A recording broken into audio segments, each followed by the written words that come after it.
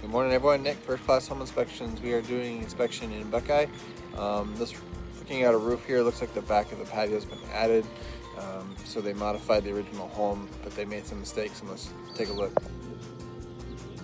So we have a rolled roofing material. You can see all the nails exposed through, which isn't really a proper install. We have some cracking along the edges. We have some bubbles that's cracked, so those are going to be conducive to leaks.